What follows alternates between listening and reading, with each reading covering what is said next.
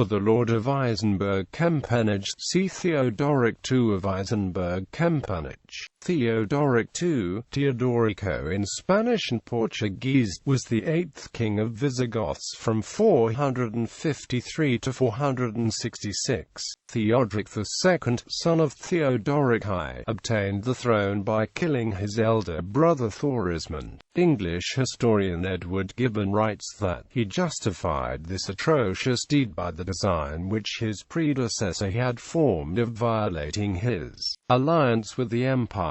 Quote, in late 458 Western Roman Emperor Majorian entered Septimania to attack Theodoric and reclaim the province for the empire. Majorian defeated Theodoric at the Battle of Violating, forcing the Visigoths to abandon Septimania and withdraw west to Aquitania. Under the new treaty with the Romans, the Visigoths had to relinquish the recent conquests in Hispania and return to federate status. However, after the assassination of Majorian in 461, Theodoric recaptured Septimania and invaded Hispania again. Theodoric was himself murdered in 466 by his younger brother Theodoric, who succeeded him to the throne.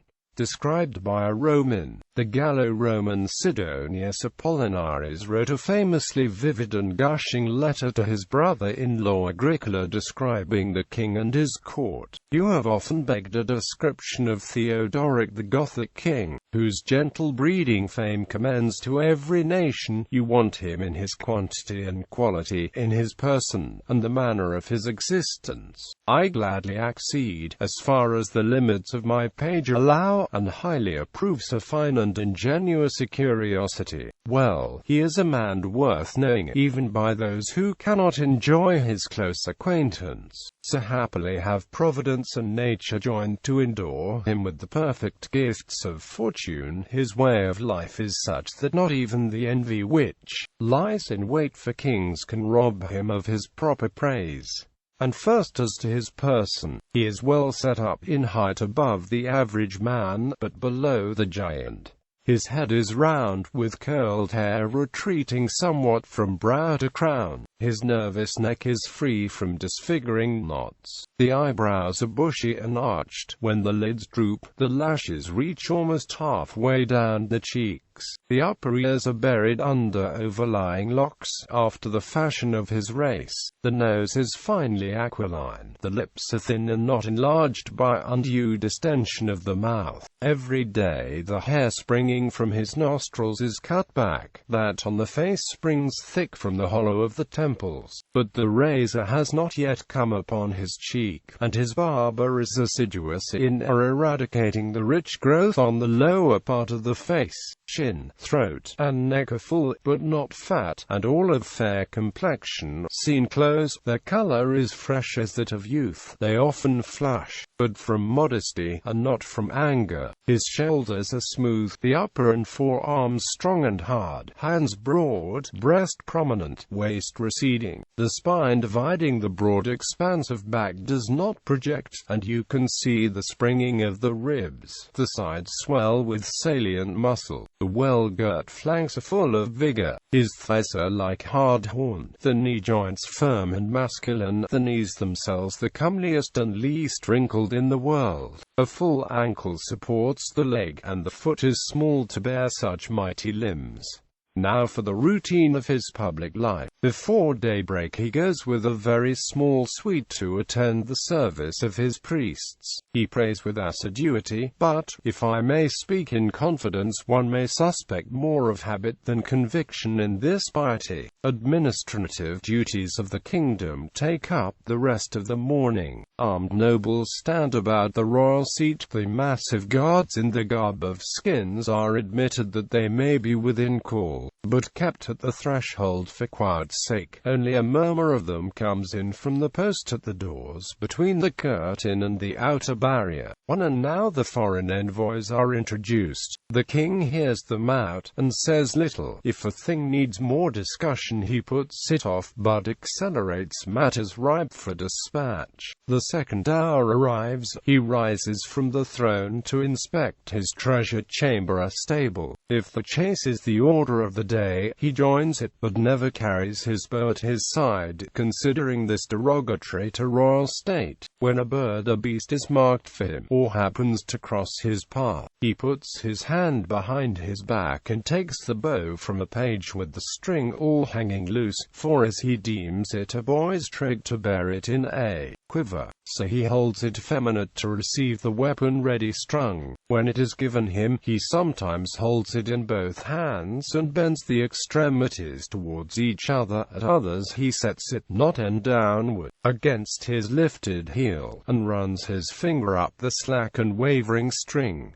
After that, he takes his arrows, adjusts, and lets fly. He will ask you beforehand what you would like him to transfix. You choose, and he hits. If there is a miss through either's error, your vision will mostly be at fault, and not the archer's skill. On ordinary days, his table resembles that of a private person. The board does not groan beneath a mass of dull and unpolished silver set on by panting servitors. The weight lies rather in the conversation than in the plate. There is either sensible talk or none. The hangings and draperies used on these occasions are sometimes of purple silk, sometimes only of linen. Art, not costliness, commends the fair, as spotlessness rather than bulk the silver. Toast a few, and you will oftener see a thirsty guest impatient, than a full one refusing cup or bowl. In short, you will find elegance of Greece, good cheer of Gaul, Italian impleness, the state of public banquets with the attentive service of a private table, and everywhere the discipline of a king's house. What need for me to describe the pomp of his feast days?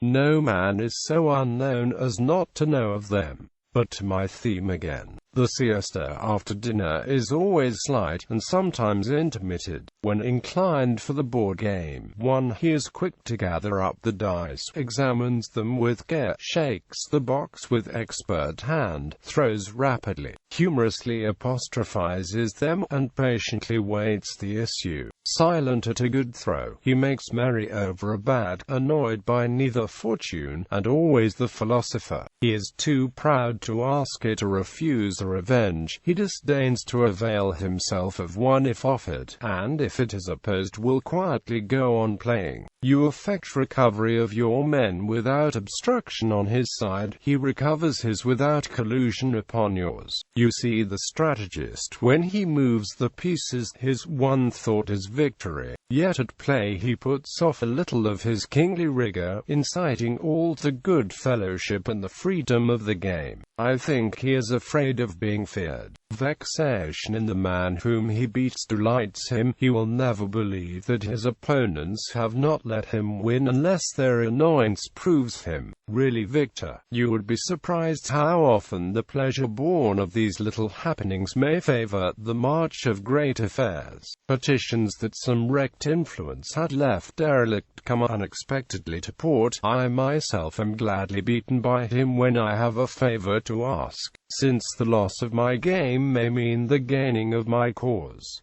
About the 9th hour, the burden of government begins again. Back come the importunates, back the ushers to remove them. On all sides buzz the voices of petitioners, a sound which lasts till evening, and does not diminish till interrupted by the royal repast. Even then they only disperse to attend their various patrons among the courtiers, and are astir till bedtime. Sometimes, though this is rare, supper is enlivened by sallies of mimes, but no guest is ever exposed to the wound of a biting tongue. Withal there is no noise of hydraulic organ, one a choir with its conductor intoning a set piece. You'll hear no players of lyre or flute, no master of the music, no girls with cithara or tabor. The king cares for no strains but those which no less charm the mind with virtue than the ear with melody. When he rises to withdraw, the treasury watch begins its vigil. Armed sentries stand on guard during the first hours of slumber. But I'm wandering from my subject.